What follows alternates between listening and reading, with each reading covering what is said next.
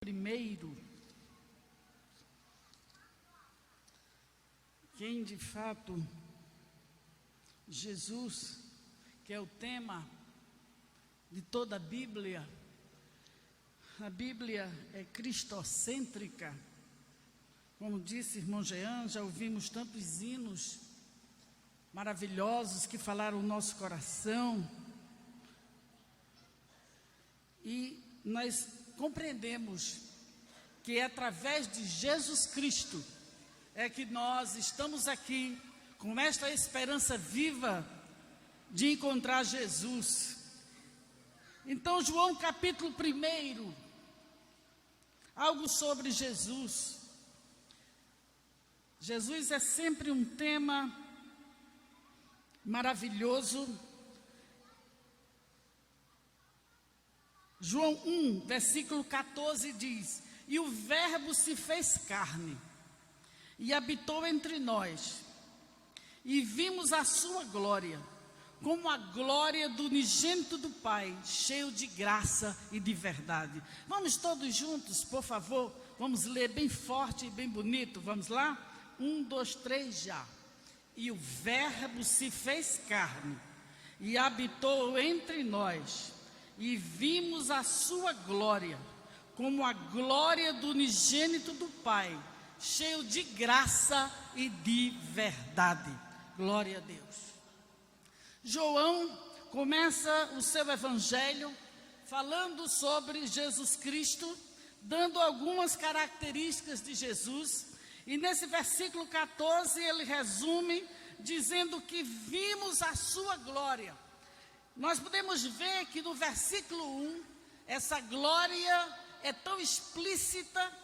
O próprio João diz que Jesus no princípio era o Verbo e o Verbo era Deus. Então essa glória que João viu, ele diz, nós vimos a sua glória.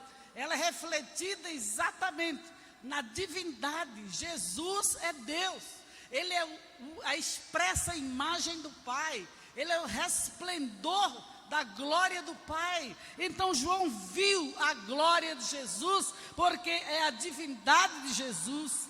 Mas João também no versículo 2, aliás 4, ele disse que em Jesus estava a vida. Então essa glória de Jesus se reflete também no fato de ele ser vida, de ele nos permitir vida, dele ser vivificante. E esta vida, não somente a vida física, mas sobretudo Jesus, a glória de Jesus se reflete na transmissão da vida eterna para nós.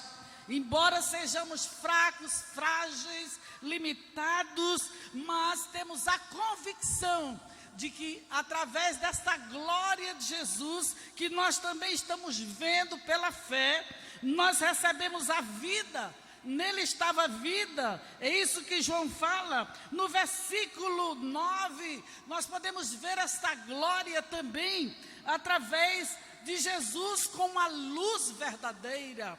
Então ele diz, ali estava a luz verdadeira. Jesus é a verdadeira luz, que ilumina o nosso caminho, que nos liberta das trevas, do pecado, da corrupção, da ignorância. Então esta luz verdadeira que é Jesus, e ele mesmo disse, eu sou a luz do mundo.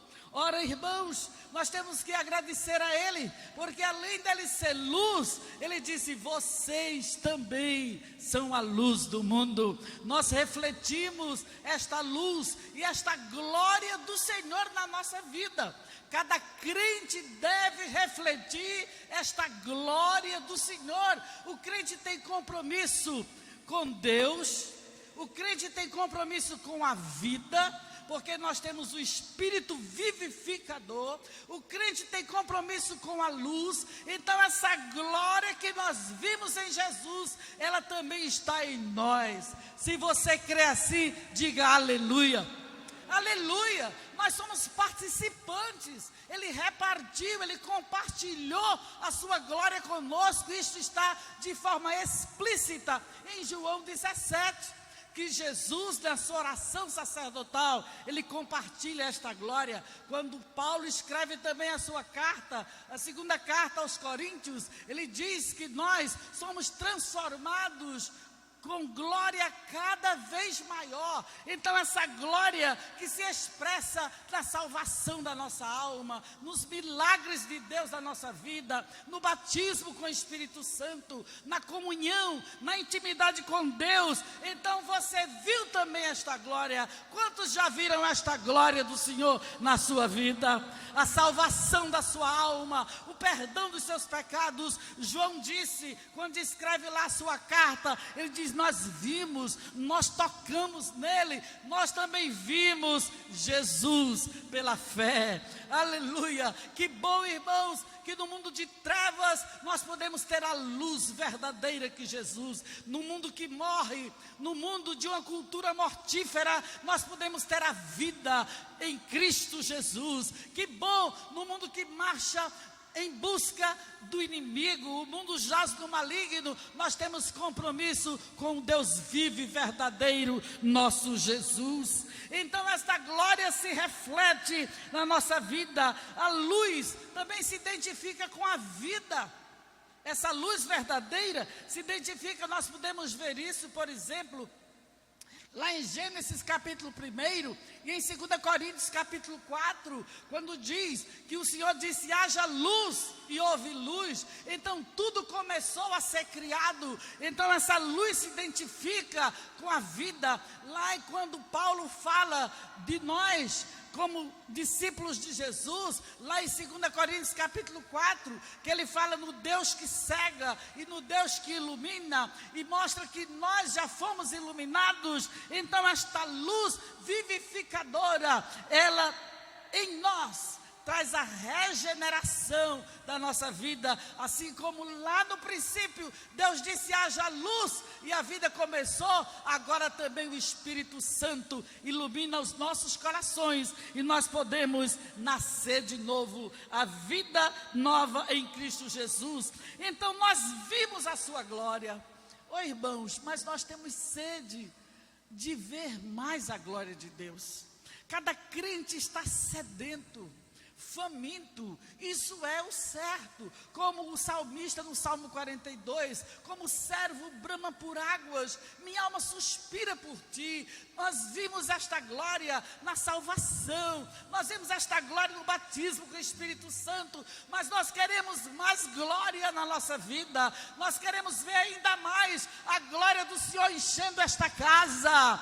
Aleluia! Nós queremos ver isto, mais a glória do Senhor, mais salvação, mais batermos com o Espírito Santo, mais cura divina, mais dons espirituais. Se você quer isto, levante a sua mão e diga: Senhor, aviva a tua obra. Aviva, Senhor, a tua obra. Nós queremos ver, assim como João disse, que ele habitou entre nós. Essa palavra no grego lembra a tenda de tabernaculou. Ele habitou, ele veio morar, o verbo se fez carne. Então ele tabernaculou. Isso lembra o quê? Lá, Êxodo capítulo 40, que a glória do Senhor encheu o tabernáculo, encheu a tenda do encontro. Então também hoje o Senhor pode derramar a sua glória na nossa vida. Se você tem sede desta glória, levante a sua mão. Eu tenho sede, eu quero mais da glória de Deus. Oh, aleluia! Oh, glória, glória, glória a Deus. Nós estamos pedindo ao Senhor: aviva, desperta, move-te, Senhor, na nossa vida. Nós vimos a glória, mas nós queremos ainda mais. O verbo se fez carne, habitou entre nós. Nós vimos a sua glória, mas era uma glória graciosa, uma glória cheia de graça, uma glória cheia de verdade. Imagina os irmãos, ver a glória do Senhor já é algo esplêndido, maravilhoso, é algo incomparável. E além de ser a glória, é uma glória cheia de graça. a graça de Deus se há derramado, trazendo salvação a todos os homens. Mas essa graça é muito frutífera. Ela não somente produz salvação, esse dom inefável, este dom imerecido que nós não merecemos. Nós pecadores não merecíamos jamais esta glória compartilhada do Senhor na nossa vida.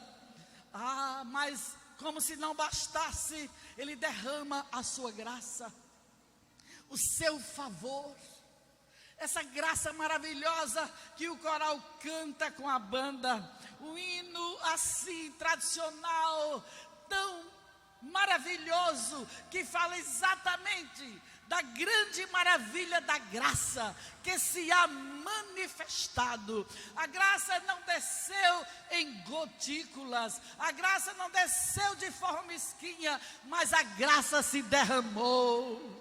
Aleluia, derramou de tal forma que perdoou os nossos pecados, que nos dá a condição, irmãos, de ser salvos, porque a graça, ela é salvadora. Mas ela não somente é salvadora, ela é enriquecedora. Quando Paulo fala de Jesus, ele diz que a graça de Jesus foi tão grande, que ele, sendo rico, se fez pobre para nos enriquecer. Então a graça é enriquecedora. Quantos ricos tem aqui? Eu sou rica. Eu sou rica, meus irmãos, da graça. A graça enriquece, a graça é esplêndida.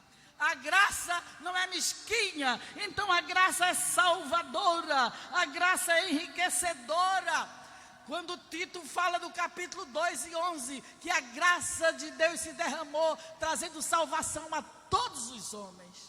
É fato, a salvação veio para todos os homens, mas João diz aqui no versículo 12, João diz que essa graça de fato de Cristo depende também de algo que provém do homem. Versículo 12, mas a todos quantos o receberam, deu-lhes o poder de serem feitos filhos de Deus. João 1:12, a graça se derramou, mas é preciso que os homens recebam, é preciso que os homens creiam. Então nós temos aqui muitos crentes, mas há muitos aqui que estão disponíveis, estão querendo mais do Senhor, estão querendo receber mais, por isso oram mais, por isso leem mais a Bíblia, por isso se dedicam mais, por isso tem maior compromisso. Então, quem muito pede, muito recebe, e que você pede, isso é proporcional. Pedi e dá-se-vos-á.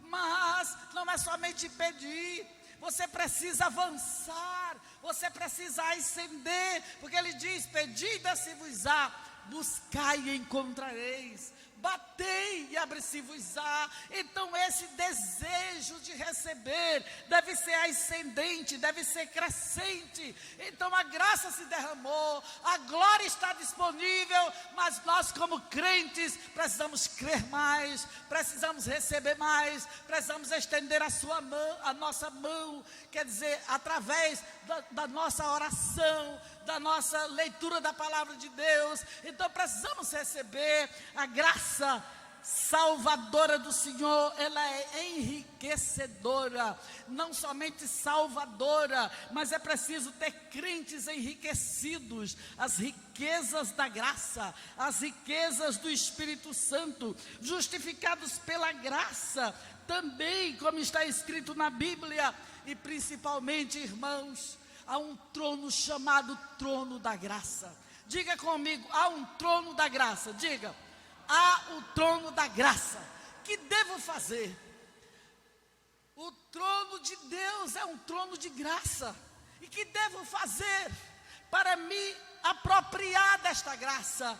aproximemo-nos do trono da graça. Diz o escritor da carta aos Hebreus, que nós precisamos nos aproximar do trono da graça, que nós precisamos agora, através desse vivo caminho, que é o poderoso sangue de Jesus, que nos dá ousadia para entrar na sua presença. Então a graça é enriquecedora. Há um trono gracioso, há um rei entronizado, há um rei que intercede por nós, Jesus Cristo. Mas nós precisamos nos aproximar da graça. Aproximemo-nos da graça. Diga para o seu irmão: se aproxime do trono da graça. Se aproxime, se achegue. É urgente. Os dias são maus, os dias são difíceis. Meus irmãos, e a cada dia vai ficar pior. A iniquidade se multiplica. Há uma graça salvadora, há uma graça enriquecedora, mas precisamos nos aproximar. Achega-te ao trono da graça. Lembrei-me agora dos anjos que estavam lutando com Ló e com a sua família. Era tão triste saber que Sodoma e Gomorra estava prestes a se destruir. Deus ia mandar fogo, o juízo de Deus, e os anjos lutavam. Eu posso ver a luta do Espírito Santo também, procurando levar muitos crentes para o trono da graça.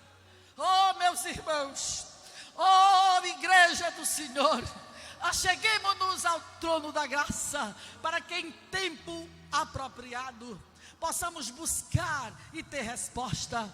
Esaú buscou em tempo que já não havia tempo para a graça se estender a ele. Mas não seja assim conosco, que nós estejamos sempre nos achegando através do novo e vivo caminho, pelo sangue de Jesus, ao trono desta graça.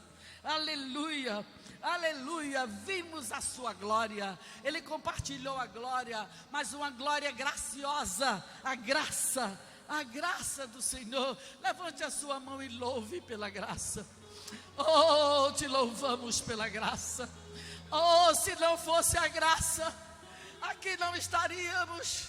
Se não fosse a graça, não haveria perdão. Se não fosse a graça, não haveria salvação. Se não fosse a graça, não haveria certeza de entrarmos no céu. Mas a graça é enriquecedora, é salvadora, é providencial. Mas, irmãos, a glória é cheia de graça, mas também é cheia de verdade. A verdade se identifica com Jesus. Nós vemos que este evangelho de João, mais do que os outros, fala muito em crer, fala muito na graça, fala também na verdade. Muitas vezes nós precisamos entender que a glória é cheia de verdade. Não há mentira, não há fantasia, não há farsa. A glória é verdadeira. Esta glória, irmãos, é cheia de verdade, porque a verdade é libertadora. Conhecereis a verdade, e a verdade vos libertará. É a verdade que nos liberta do engano, porque o pai da mentira, o diabo, ele está enganando, e ele, sabendo que lhe resta pouco tempo, ele tem muitos ensinadores do engano e da mentira. Mas apegue-se à verdade, porque a verdade é libertadora, a verdade é santificadora. Ouvimos aqui a mensagem de que um dos critérios para estar pronto para a volta do Senhor é exatamente a santificação.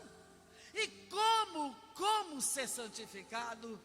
Jesus orou em João 17 e disse: Pai, santifica-os na verdade, a tua palavra é a verdade.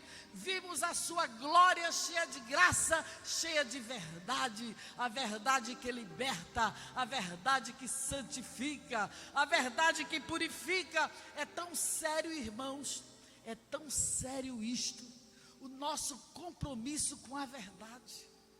Olha, devemos abominar a mentira. Deus reprova a mentira de tal forma que Ananias e Safira foram mortos em pleno avivamento na igreja. Atos capítulo 5, em pleno avivamento. Então nós precisamos ter compromisso com a verdade. Jesus se identifica com a verdade. Ele é caminho, verdade e vida. E olha, escute bem, Romanos capítulo 1. Vejamos a importância da verdade. Atente aqui, atente para a palavra. A importância da verdade.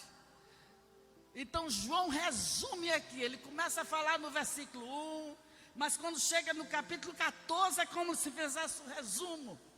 Então vimos a glória cheia de graça e de verdade. Olha, em Romanos capítulo 1, Deus fala da grande depravação através do apóstolo Paulo, do mundo gentílico e dos judeus. Capítulo 1, capítulo 2 de Romanos.